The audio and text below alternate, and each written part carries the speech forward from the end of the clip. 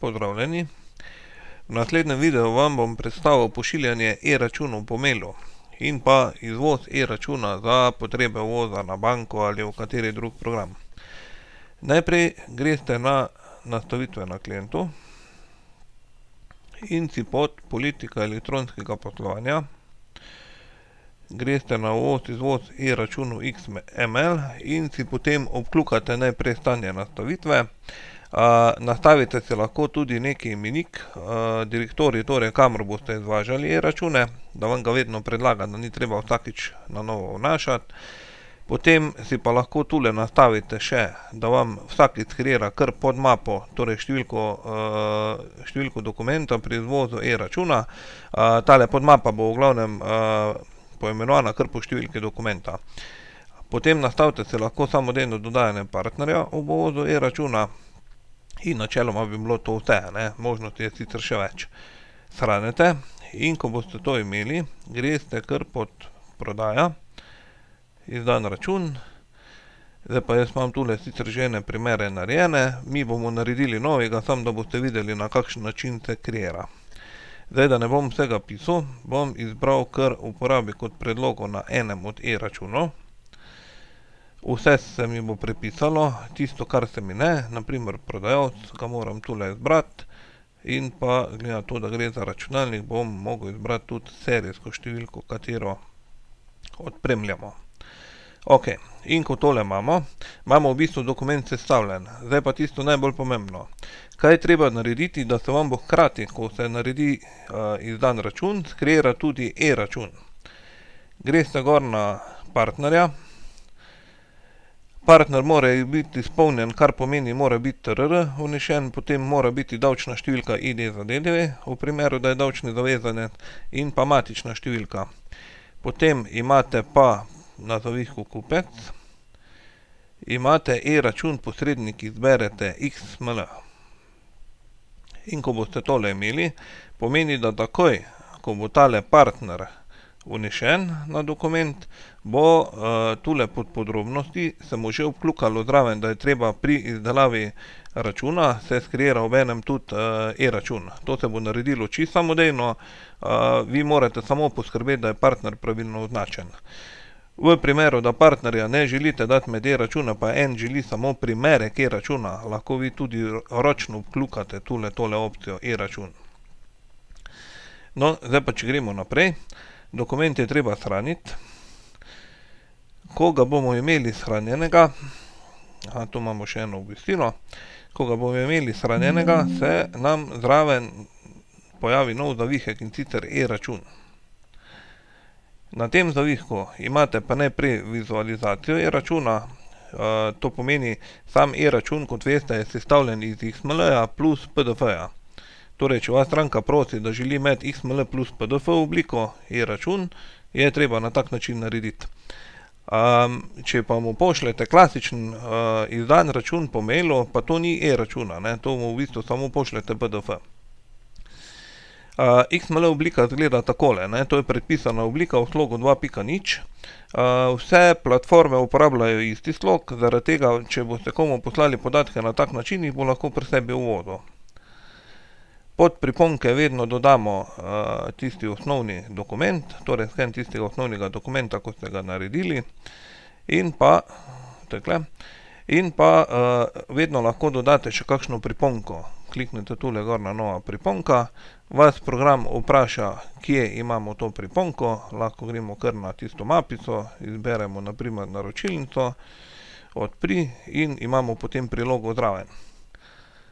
Ko imamo vse to narejeno, damo tule konec, in je prva možnost lahko mogoče že kar iz izdanih računov pošiljamo račune. Zdaj, kaj pa pomeni to? Prvi predpogoj, da lahko nekaj pošljemo po mailu, je seveda, da imamo mail nastavljen v kalkulusu. Drugo, kar pa je, če gremo še enkrat dokument odpreti in gremo gor na kupca, imate pa še nekaj za opisati, namreč, koliko bo program vedel, kam želite poslati ta mail. Mi načeloma preberemo kar tule mail naslov od kupca. Ampak, če imate pa na primer več mailov pri kupcu, si pa lahko nastavite tistega, kamor želite pošiljati, prav posebej na nastavitvah, pa potem prodaja izdani e-računi, tole bomo malo razširili, greste na pošiljanje e-računov po pošti in imam tule opisan drug mail.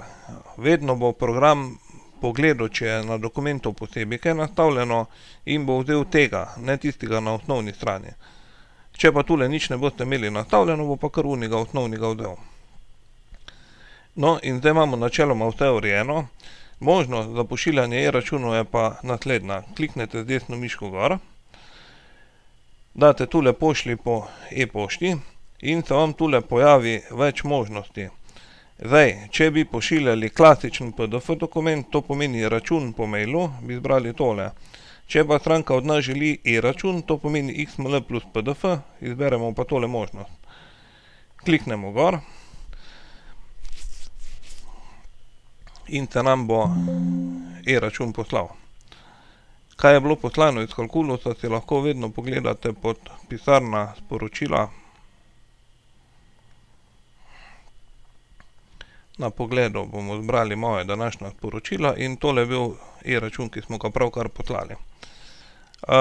Zdaj, če imate več računov, bi vam jaz priporočil, je lažja varianta, pa če jih pošiljate po mailu, da ko jih skreirate, greste pod prodaja pa izdani e-računi. Tu bojo pa prikazani tisti izdani računi, ki so e-računi, ne, torej ne vsi izdani računi, ampak samo tisti, ki so obenem tudi e-računi. Potem pa najdete tisti svoj mail, mislim, da je šlo tule za kupca. Tale je bil, zdaj tule sicer piše, da je že poslana, ne, ampak ga bomo še enkrat poslali, ker tudi v primeru, da imate več teh mailov, jih lahko zberete več, kliknete z desno miško gor in date pošlji e-račun po e-pošti in se bo vsak svojemu prejemniku poslal.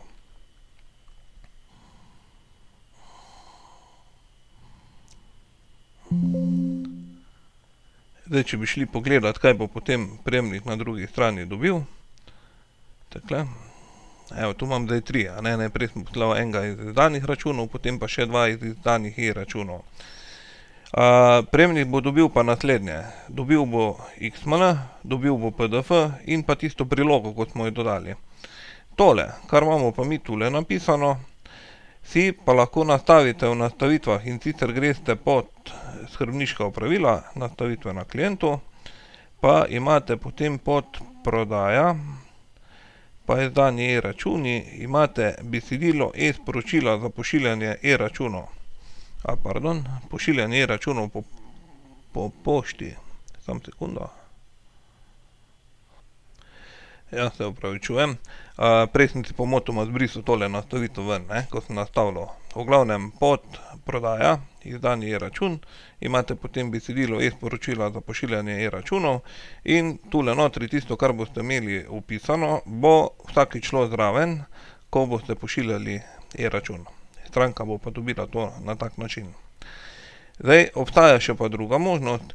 V primeru, da stranka želi, ali pa naprimer, da bi si vi radi vozili na banko, pa potem od tam naprej pošiljali e-račun, imate pa naslednjo možnost. Če bi šli pod izdane e-račune, pa gremo na posamezen račun, kliknete z desno miško gor in imate tule opcijo izvozi e-račun XML. Ko tole izberete, vas bo program kar samodejno, če se spomnite na začetku, smo nastavili, da se naj na direktorij e-računi tole izvaža. Zdaj program je samodejno skreiral mapico z številko dokumenta in ko damo tole shrani, se nam tule noter naročilnice ne more shraniti, ker jo imamo odprto v drugem programu. Samo sekundo bomo še tule uredili. Evo takole. Desno miško kliknete gor, izberete izvozi e-račun XML, program vas vpraša kam, date shrani in če bi šli zdaj pogledat na tale direktorij, boste imeli notri mapico, kjer bo najprej ovojnica, Ovojnica služi zaradi tega, ker ko boste važali na banko, imate možnost kar ovojnico uvoziti, kar pomeni, v ovojnici je zapisano, kjer je XML, pa kjer je PDF in bo iz tega kar oboje naenkrat uvozil. Potem je pa seveda XML datoteka in pa PDF dokument.